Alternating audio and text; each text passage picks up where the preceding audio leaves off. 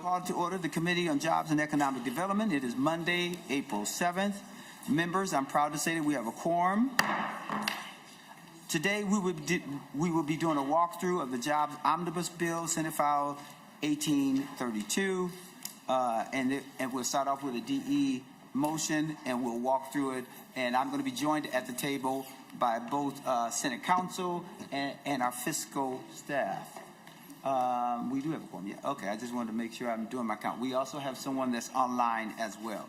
So with that being said, our vice chair is going to take over the committee while I come to the testifiers table, and I'll be joined by counsel as well as the fiscal analyst.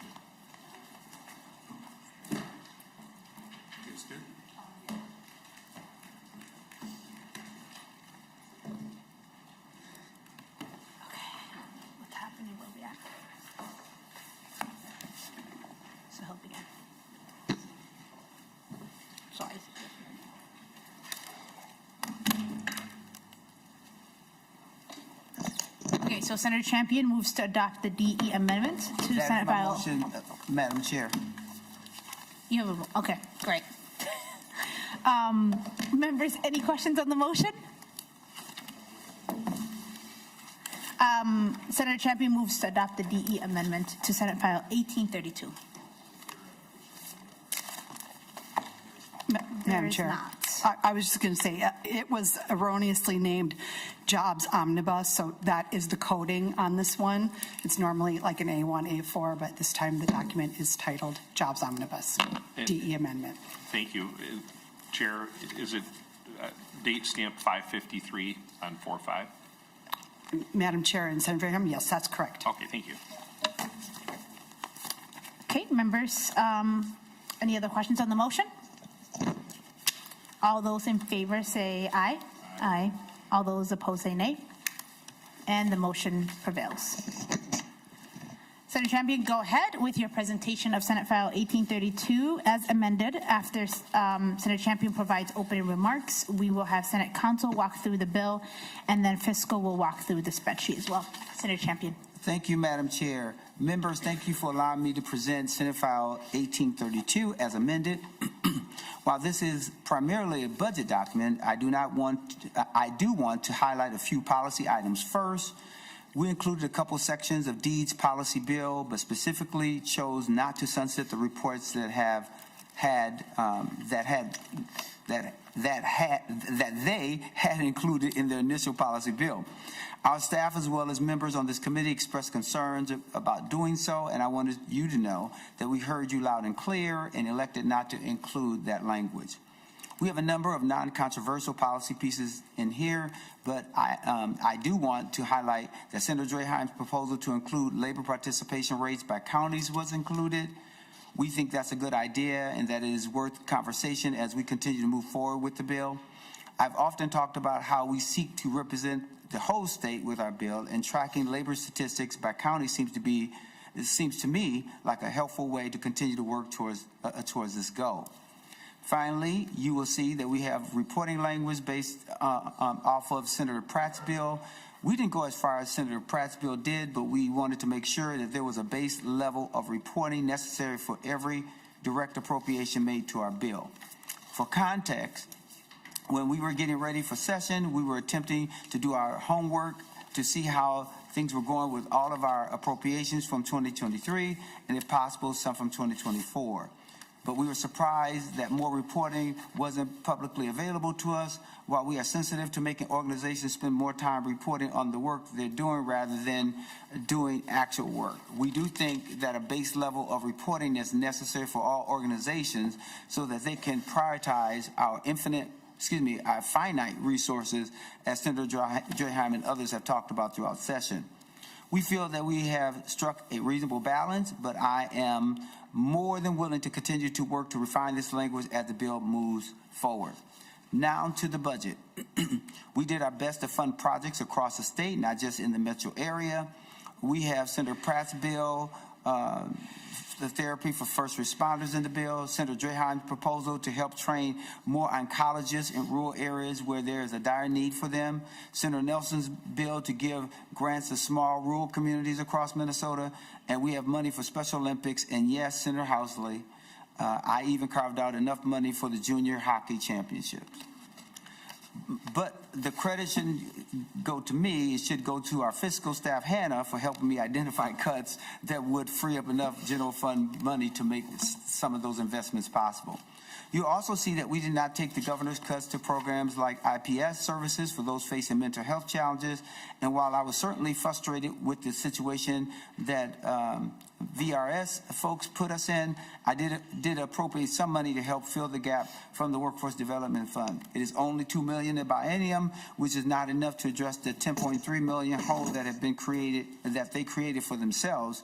But I wanted to show that while I'm frustrated that their negligence has put us in this situation, I don't want to take that out on their staff who are not to blame, or the people who they serve who need their help.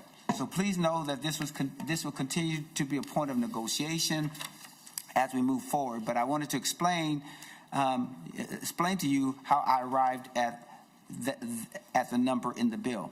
I could go on, but I think I'll leave it at that and open myself up for any questions. But before I do, I wanted to highlight that we incorporated feedback from NDC, MEDA, and the Minnesota Initiative Foundations into the Promise Act program that we created 2 years ago. And while we have seen great results, we have learned a lot from the rollout and administering the first round of the program, and the challenges have aimed to make more businesses and entrepreneurs eligible, while aiming to help businesses and not let larger businesses with more easy access to capital soak up all the money from the program. I think we have found the right balance, but as always, I'm open to feedback because I want to make sure this helps as many businesses across our state as possible. You will also notice that the remaining general fund dollars we split some money equally across 5 Promise Act locations: North Minneapolis, South Minneapolis, St. Paul, the suburbs, the suburban ring counties, and the counties served by the Minnesota Initiatives Foundation. One of my goals is to find money for this program so they will continue to help folks beyond the initial round of funding we've made in 2023. But obviously, that is a tall order in the financial situation we find ourselves in. Still, I did my best with what we were able to carve out, and I'm proud of that. So with that, I'm happy to answer questions, but I would like to turn to Senate Council and fiscal staff so that they can walk through the bill. So maybe will start with Senate Council. Thank you, Senator Champion. Ms. Fontaine, will you walk us through the bill? Yes, thank you, Madam Chair. So I first want to just go back a little bit to the reporting requirements that Senator Champion mentioned. Those are included in Article 1, and as he mentioned, they are a combination of Senator Pratt's bill, I believe it was Senate File 1919, and then some other requirements that were sort of from the equity article from 2016 that were reporting requirements for those grantees. So it's kind of a combination of those two things. Ms. Grunwald-Noldner will go through the spreadsheet, but I just wanted to point out that that was also in Article 1, so it won't be part of my policy walkthrough. So starting with Article 2, this is on page 43 if you're looking at the lead-all. Article 2, this is the Employment and Economic Development Policy article. The bulk of this article comes from the underlying bill, which is Senate File 1832. So you've already heard a number of these provisions. Sections 1 to 9 were included in the underlying bill, mostly related to some of the related provisions that have a fiscal cost to them. There are a number of pages that are making some small amendments to the 2023 rider language from that budget bill, and those changes are explained in the summary that I provided. So that gets us over to page 69, and these are some new provisions I wanted to point out that are included in the bill, actually on page 70, section 10. This language, it comes from the Change Starts with Community Violence Prevention Program. It is part of an appropriation, so this is the language piece that goes with it, with the objectives and the report that's required for this initiative. This was from Senator Champion's bill, Senate File 1967. And then Section 11 is it is relating to an appropriation of ProStart and some reporting requirements that they are unable to do as part of their program, and it exempts them from those particular reporting requirements. And then Section 12 is related to the Senator Putnam's bill, Senate File 1453, for Enterprise Minnesota, and it's a revisor instruction to change some terminology when it appears in Minnesota statutes. Article 3 relates to Explore Minnesota, and we've heard all of these provisions. This was from Senate File 3177, Senator Mohammed's bill. There are no changes from the bill that we heard in committee, so I will not go through all of these sections. So on Article 4 is starting on page 75. There are two sections in this that modify the Can Startup program, sections 1 and 2. This is the Deed Cannabis Programs Bill, Senate File 1449 for Senator Putnam. And then these sections 1 and 2 make modifications to the Can Startup program. It's administered by deed to award grants to nonprofit corporations to fund loans to new cannabis microbusinesses. You'll see in Section 1 that the loan amounts are increased there, and then there are also some dates for modifications for deed to make final approval decisions. In Section 2, we did also make some changes that were discussed in the committee. You'll see on line 76.7, I think there was some confusion about whether it was the origination fee or if this was the fee that was instead of interest. So I think on 76.7, hopefully that gets the point across that it's a fee equivalent to an interest rate. So I just wanted to point that out as something that we modified after it was heard in committee. Article 5 makes some modifications to the Promised Act loans, grants, and loans. These suggestions came in through Neighborhood Development Center as well as the Initiative Foundation, so it's a combination of those things. It clarifies when the most recent prior taxable year for the tax documentation in several of the sections. It also clarifies some preferences for the grants and specifies some eligibility for, on page 78, you'll see the eligible projects includes equipment purchases, and also modifies the amounts of loans that can go out. You'll see on page 79, 79.18, it increases the amount for a loan to an eligible recipient from $1 million to $1.5 million, and increases the term of the loan from 10 years to 20 years. Also then on page 80, you'll see that for the loans that are repaid for the promised loans, that they can be used by a partner organization, but those uses are limited, and they may not be used for speculation or investment in rental real estate. That was a change from some previously, some language that was looked at previously. And these changes would be effective to these programs the day following final enactment. You'll see that on line 80.9. Then Article 6 comes from the deed policy bill. There are some provisions in there that came from the underlying bill, Senate File 1568 from Senator Champion. However, Section 1 is Senator Draham's bill, Senate File 229, and this is his bill that included the county labor force participation rates as something that the Job Skills Partnership Board needs to consider as they make decisions about use of workforce development funds. So sections 2 and 3 came from the underlying bill. These just update terminology used for state services for the blind. Section 4 on page 83. This was a bill we just heard last week, and this from Senator Latt, Senate File, I have 3252, but I think it's 3253. This was about the being able to do a remote work search in these times where people are able to do that and not be considered not available for suitable employment. And then as long as you are able to be in person for physically present for an in-person interview, that would also meet these requirements to be available for suitable employment. And section 5, that's on page 83.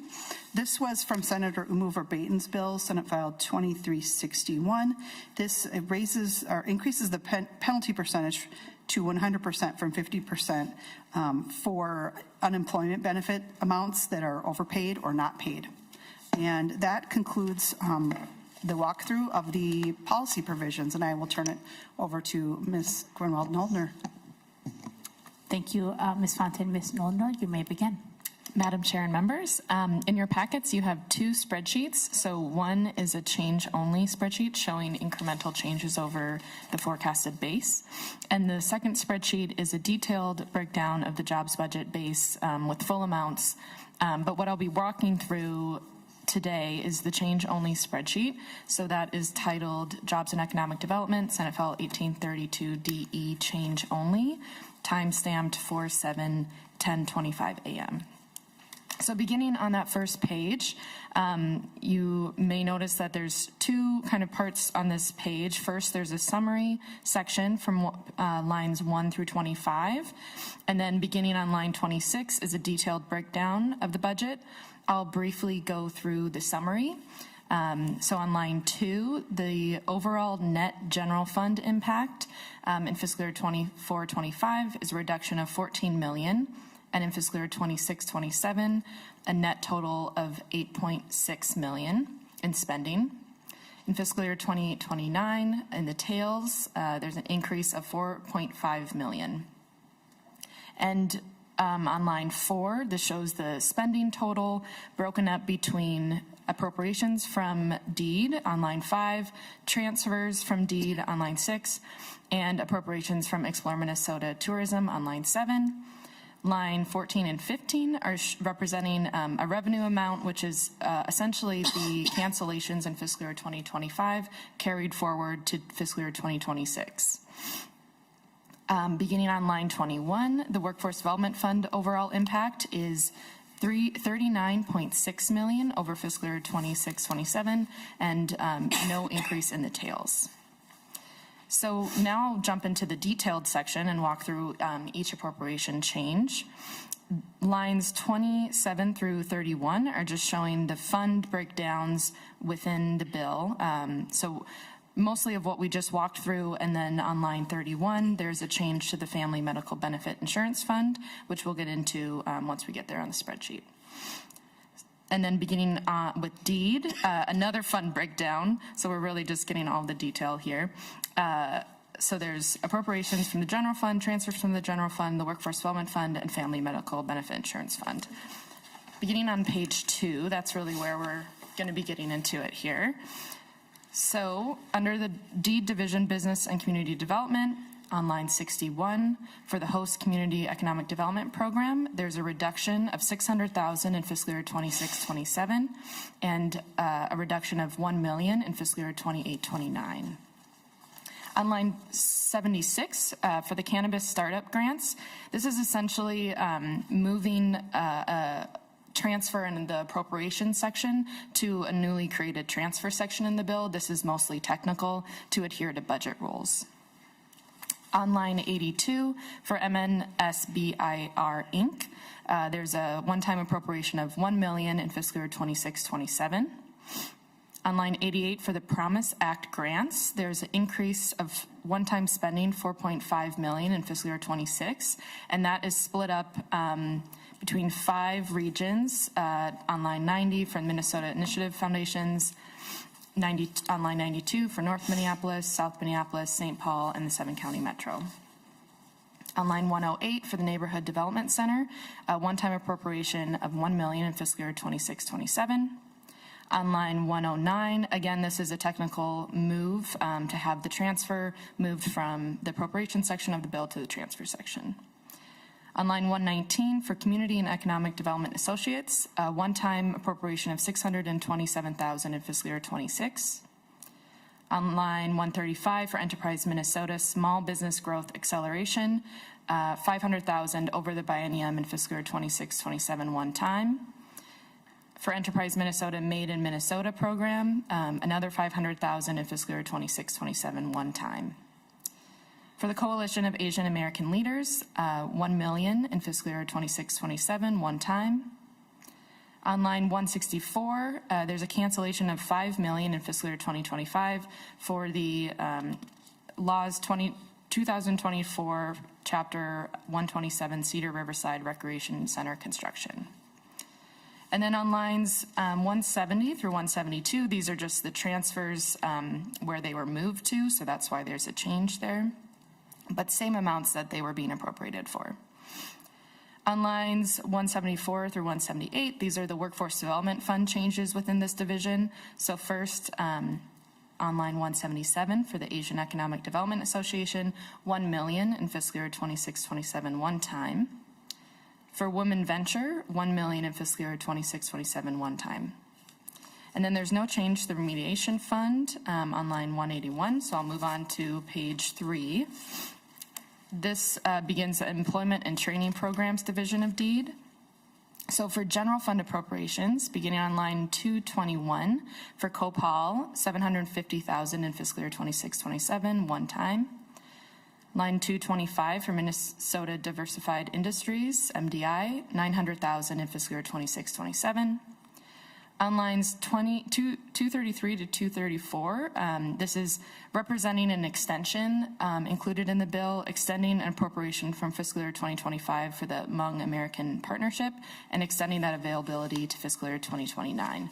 The amount shown here is the estimated unobligated amount, so about $100,000 left over to be spent.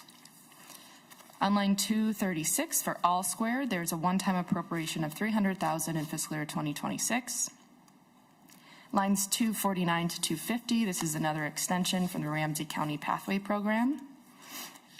On line 265 for Al Ma'un, previously North at Work, $1 million in fiscal year 26-27, one time.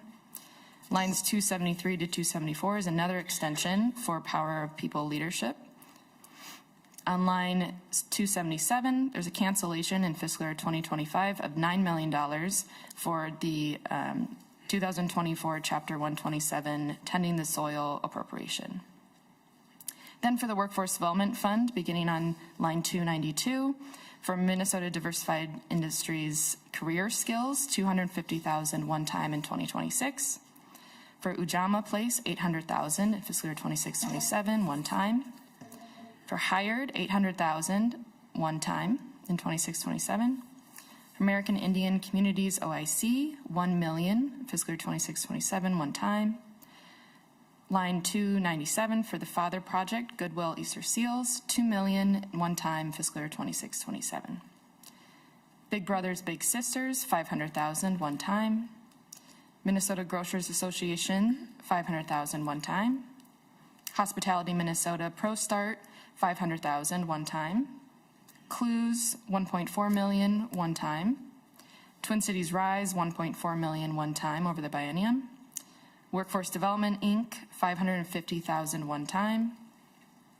Project for Pride in Living, $1 million one time. Pillsbury United Communities, $250,000 one time. International Institute, $1.1 million over the biennium one time. Line 312, Minnesota Resiliency Partnership, $400,000 one time. Emerge Community Development, $500,000 over the biennium one time. Bridges to Healthcare, $1 million over the biennium one time. Propel Nonprofits, $2 million over the biennium one time. Summit Academy OIC, $1.5 million one time. Better Futures, $600,000 one time. Moving on to page 4. And instead of saying one time every time, I'm going to say now that this entire page is one time. So I'll just say the organization and the appropriation to save us all a little bit of a headache. Line 319, 300,000 feet, 250,000. Hmong American Partnership, 600,000. Boulder Options Youth Mentoring Program, 1 million. North Minneapolis Change Starts with Community, 1 million in fiscal year 2026. Inspire MSP, 200,000. Jobs Foundation, 250,000. City of Brooklyn Park Workforce Development Programming, 1 million. Equitable Development Action, 170,000 in fiscal year 2026. YMCA of the North, 400,000. Twin Cities Urban League, 400,000. Abijah's on the Backside, 500,000. Latino Economic Development Center, 1 million. Northside Boxing Club, 250,000 in fiscal year 2026. Black Women's Wealth Alliance, 1 million. Aspirus Lakeview Hospital, 42,000 in fiscal year 2026. West Broadway Business and Area Coalition, 250,000. Sana Foundation, 1.5 million. Alliance of Boys and Girls Club, 1.5 million. Mind the Gap, 1.5 million. MICC, 1 million. City of St. Paul Right Track Youth Internship Program, 500,000. STEM grants, 3 million in fiscal year 2026. Minnesota Association of Black Lawyers, 700,000. One Community Alliance, 200,000. Line 375, this is for 3 organizations, Ambassadors of Culture, Hoya Hour, United Way of Central Minnesota, for 300,000. Rural Cancer Institute, 600,000. Somali American Youth Enrichment Club, 500,000 in fiscal year 2026. And Mad Dads of Minneapolis. 500,000. Oh, excuse me, thank you for that. Line 377, correction, Somali American Youth Enrichment Club, 50,000 in fiscal year 2026. And finally, Mad Dads of Minneapolis, 400,000 in fiscal year 26-27. The next section on page 5 is for the General Support Services Division of Deed. On line 387, there's an operating increase of about 2.3 million in fiscal year 26-27, and an ongoing increase of 3 million in the tails. There's no change to the Minnesota Trade Office. The next change shows up on line 407 for vocational rehabilitation services. This is an increase to their base of 2 million in fiscal year 26-27, and an ongoing amount of 2 million that's in the tails. No change for state services of the blind. And then on lines 432 through 436, this represents a change, a reduction of a direct appropriation from the Family Medical Benefit Insurance Fund. And this just shows on line 433, a reduction of a direct appropriation that was included in the forecast for the program. And line 436 shows the chair's position, which is to use the authority provided in Minnesota statutes 268B.02 for statutorily appropriating the administration of the program as shown on line 436. And on the last page, beginning on line 438 for Explore Minnesota Tourism, overall the agency received 6.875 million in fiscal year 26-27, an increased spending, and in the tails 502,000. And those changes show up on line, beginning on line 443, an operating increase of 375,000 in fiscal year 26-27 and 502,000 in the tails.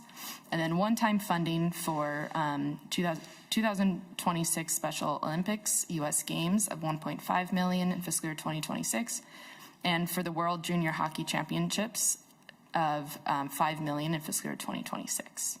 The rest of this spreadsheet up until line 480 shows no changes to the other areas of the budget.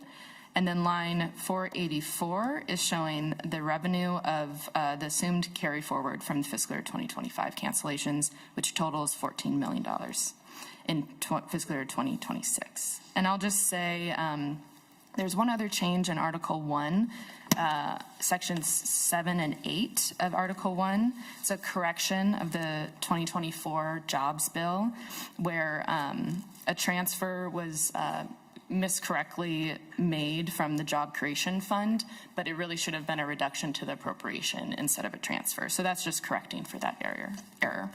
And I'll end there for questions or turn it back to Senator Champion. Thank you. Members, any questions for Senate fiscal staff or Senator Champion? Senator Dreham? Thank you, Chair Mohammed. Good to see you here. And thank you, Senator Champion, for the hard work on this weekend. I'm sure the staff, nonpartisan and partisan staff, worked very hard on it. Thank you to all of you that had a hand in it. I guess the first thing I would like to ask Senator Champion, can you assure the committee that after this weekend's news that you have had no legal contracts with any of the named organizations in this bill?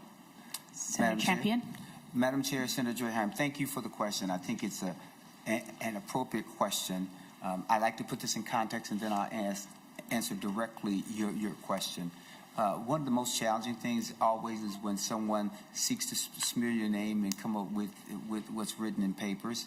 I can't change that, and sometimes you're at a disadvantage because there's so much more that you want to say, but there's not always the opportunity by which to say it. To your question, the answer is I can assure you 1,000% that I do not represent any person that's in our bill.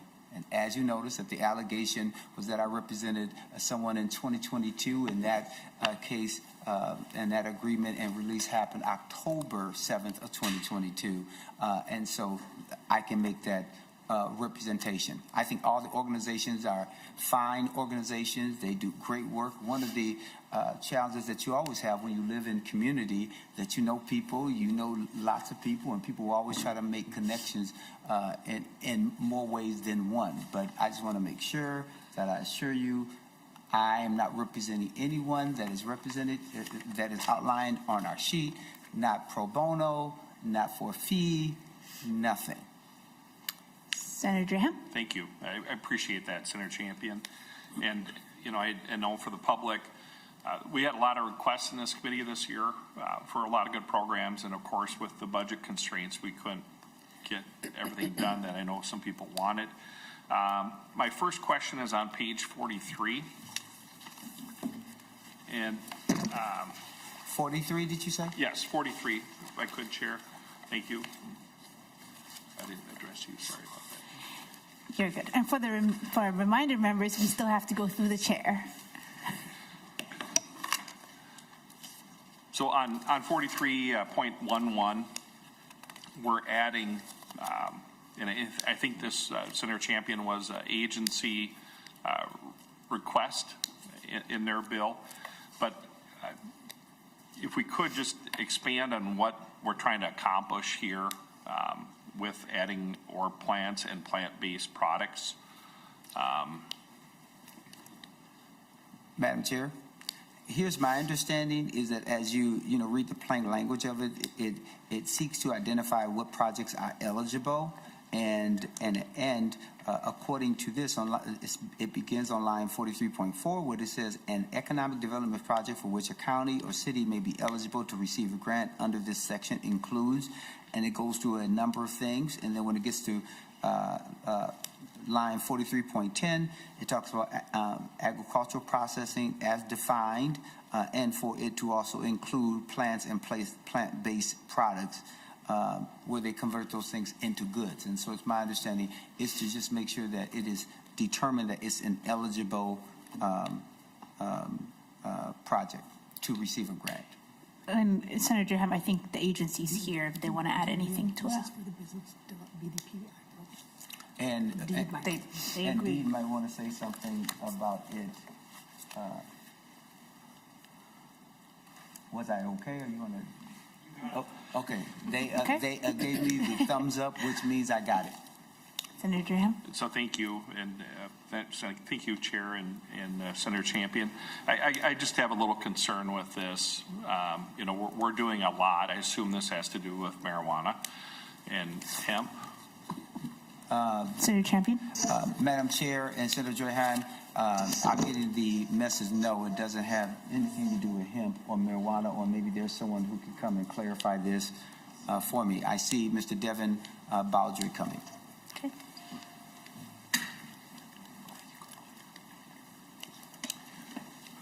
Go ahead. Good afternoon, Madam Chair and members of the committee. My name is Devin Baldry, Government Relations Director. Senator Draheim, to your question, it could. It's not ineligible. Senator Champion, Senator Graham? Thank you, Chair. Thank you, Devin, for that answer. I guess my concern is we have a whole bunch of new programs that we haven't even got off the ground yet, and I think this is a little premature. You know, we've had kind of a round robin of new personnel for the whole new program. We have programs out there to fund education, to start the business, to get up and running. And now we're going to take money away from communities, mainly smaller communities that might not want that in their community, or might rather have a different type of business there. So I probably will have an amendment, Senator Champion, come Wednesday to limit what that could be used for, I think, or delay it, so we can have that discussion offline. I just wanted to be transparent with you because you are with me, so I appreciate that. And Madam Chair, can I speak to that? And Senator Joyhan, what I'd ask you to do is to have, first of all, thank you for flagging this and speaking to your concerns about it. If I can ask that you and the department get together on that provision so you can figure out what they're doing, and if there can be some consensus around some language that would be helpful. Senator Graham? Thank you, Senator Champion and Chair Mohammed.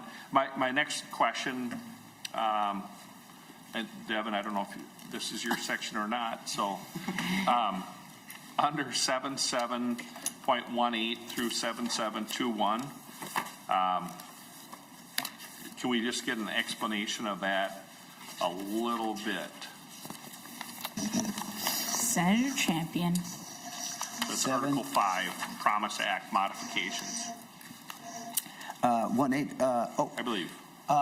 I'll give you an explanation. Thank you for that. One of the things that was talked about is that it would be better when we think about home-based businesses and what home-based businesses would be eligible is to have this definition that's consistent with the IRS. And so if someone is able to demonstrate that they're a home-based business, then they would be eligible. But we had a number of conversations about eligibility and how do you determine it. And so I thought this was a good way by which to talk about eligibility. And that's why I included it from having multiple conversations.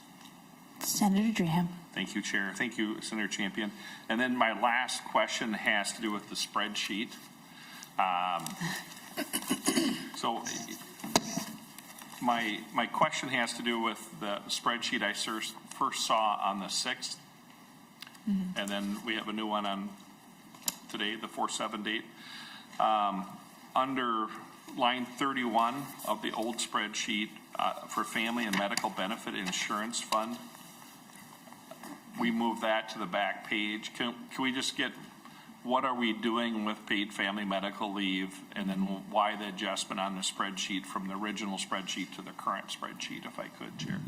Senator Champion. I would defer to fiscal staff, Madam Chair.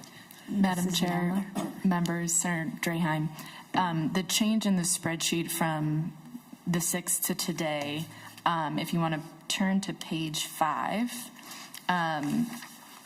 what was on the spreadsheet on the 6th was only lines 432 to 433, which showed the reduction of the direct appropriation.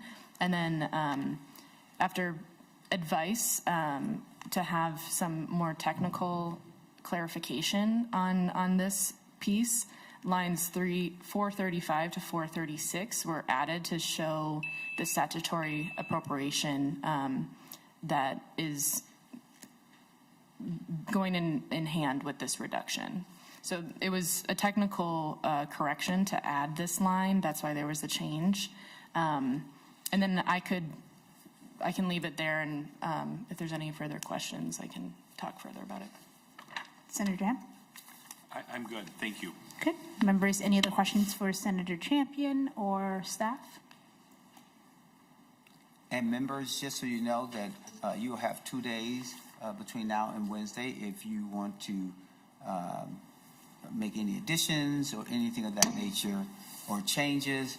You can make that proposal at that particular time, because that would be the day we've designated for markup. We'll start immediately at 12:30 on Wednesday. Then there will be a recess between 1 and 1:45 because there's a prior obligation that I have to deal with something.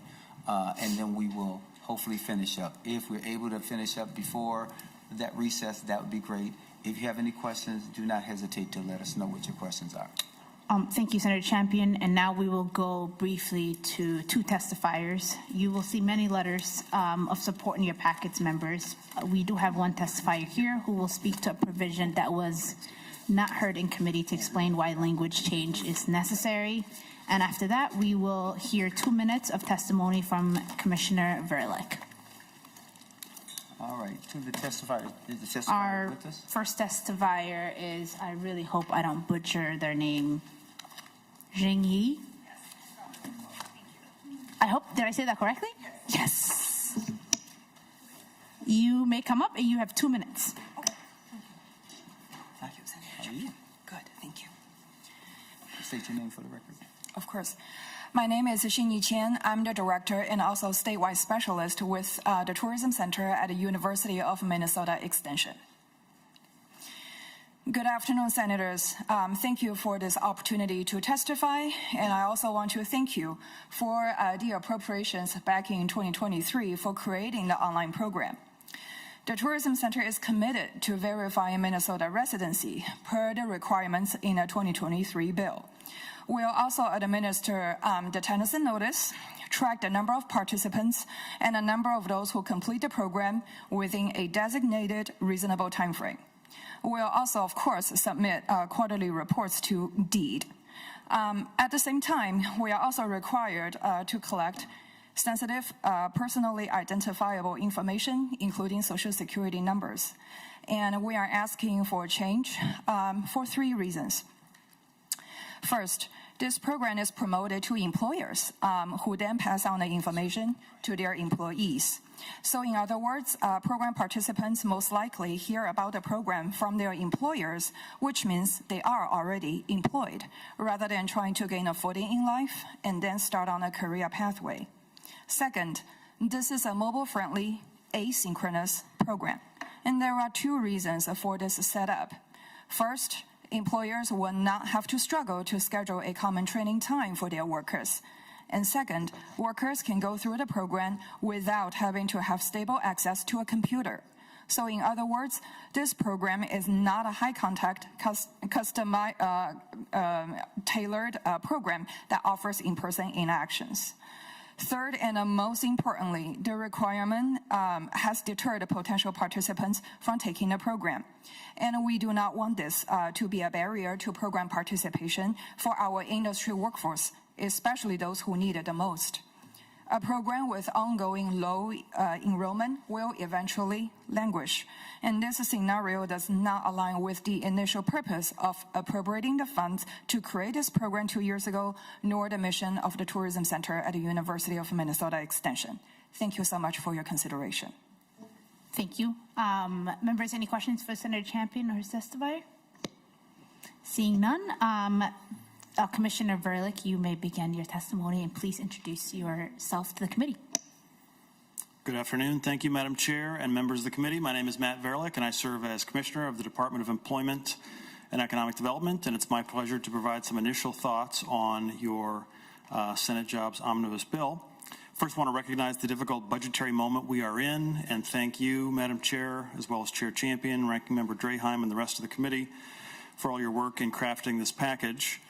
Governor Walz and Lieutenant Governor Flanagan have proposed a reasonable and measured budget, which includes narrow reductions to help tackle the projected budgetary imbalance in the FY 28-29 biennium, coupled with targeted investments to help address the state's key challenges. We thank you for including several items that do align with the governor's recommendations for DEED. Those items include a necessary operating adjustment to support DEED's core services, modifications to the Minnesota Forward Fund, updates to the Minnesota Job Skills Partnership Statute, alignment of state services for the blind statute with federal statute, and several technical corrections to help us administer legislation in the ways you intended. There are also several of the governor's recommendations that I would urge you to include in the remaining weeks of the session. These include the Service to Success Initiative, the Drive for 5 Workforce Development Initiative, and the Governor's Vocational Rehabilitation Services recommendation. All of these play their part in helping to tackle one of our state's biggest challenges, which is, of course, the workforce shortage. Lastly, as you know, several reductions in DEED programs have been proposed by the governor as part of an overall approach to continued fiscal responsibility, and I would encourage you again to consider those as you continue your budget discussions. Before I wrap up, I might just touch on the discussion about BDPI as well, and the notion of the expansion of eligibility for plant-based processing. Our intention with that is to allow for just a wider range of potential good projects, which could include corn, soybeans, et cetera, also cannabis. But the point is just to allow the program to support good projects when they arise. And the funds always do get delivered to a municipality or a local unit of government that would not seek it if they didn't want that kind of project in their community. So we think that speaks to the local control issue that was raised. But in any case, we look forward to further conversations to help provide clarity. And in conclusion, I want to acknowledge the challenging work that is ahead of us and to say that I look forward to our continued collaboration in helping to craft a jobs bill that empowers a Minnesota economy that works for everyone. Thank you. Thank you, Commissioner. Members, any questions for the Commissioner or Senator Champion?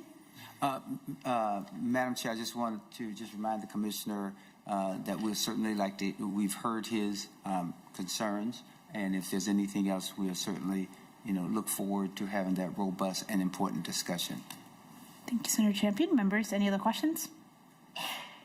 Okay, members, now we can open up questions on the bill language. And please note that there will be markup on Wednesday. And I would encourage us to have that robust discussion on Wednesday, because you would then have 2 days to kind of think about what you've heard today, had a chance to digest it, and then we can certainly get into it as soon as possible. If you have any proposed amendments, please feel free to see our Senate Counsel so that we can make sure that we can move expeditiously. But I'm always open if you have some other concerns, and I hope I answered Senator Draheim's question thoroughly earlier. The one thing I didn't say earlier, that I don't have any clients here, and even to the unfortunate allegations that were laid out in the paper, I asked for there to be an advisory opinion by our ethics committee, because I'm transparent and straightforward, and that was my choice and my thoughts in order to make sure that we get this information before everyone, because there's no conflict from my vantage point. So thank you, Madam Chair. Thank you, Senator Champion. Members, seeing no other questions, that concludes our business for today's hearing. Our next committee hearing will be on Wednesday, March 9th, where we will do our markup on the omnibus bill. April 9th, not March 9th. Yeah, I was looking at When we will do our markup on the omnibus bill, please know that we will start at 12:30 p.m. sharp. That's for me, as scheduled after recess. Thank you. Thank you, At 1:45 p.m. and then reconvene afterwards if needed. If we have room 1100 reserved in the evening from 5:30 p.m. on, and to make sure that we have plenty of time for amendments and discussion. With that, the committee is adjourned. Thank you, Madam Chair.